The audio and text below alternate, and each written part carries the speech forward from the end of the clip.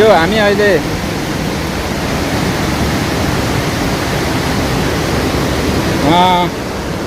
भुन्साको यात्रामा छौँ। यो चाहिँ भुन्सा जाने बाटो, यो भुन्सा खोला हो। यसलाई हामी यो अहिले जौबारी पुग्न लागेको छौँ। यहाँ बाटो केही अप्ठ्यारो छ, बाटोहरू चाहिँ यहाँ यस्तो छ।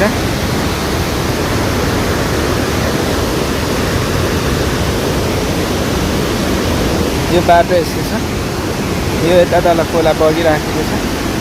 निकै यो अप्ठ्यारो बाटो छ।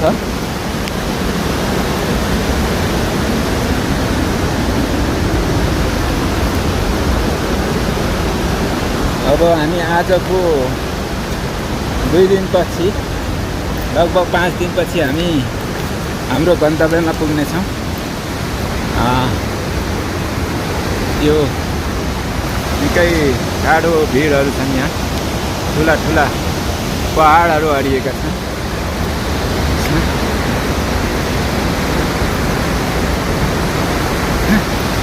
निकै कठिन छ यो बाटोलाई।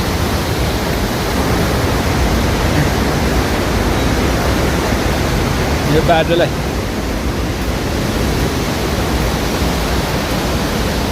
यो ढुङ्गाको एकदम सिलिङ लाएर अहिले चाहिँ बाटोहरू निकै राम्रो बनाएको अवस्था छ। यहाँ चाहिँ पहिले चाहिँ यहाँ निकै यो बाटो अप्ठ्यारो थियो।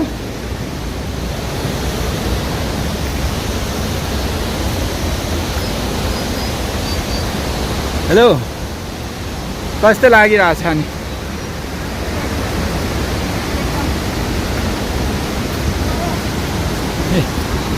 यहाँ माथि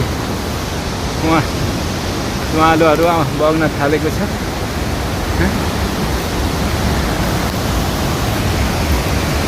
यो भुन्सा खोलाको यात्रा हो। हामीले यो ढुङ्गाको ओडारहरू छन् यहाँ, यसरी नै यो यात्रा गर्नुपर्छ। लगभग यो 4-5 दिनको यो कठिन यात्रापछि चाहिँ हामी हाम्रो गन्तव्य पुग्छौँ। अब यहाँदेखि 2 दिनको कडा मेहनतमा हामी भुन्सा पुग्नेछौँ।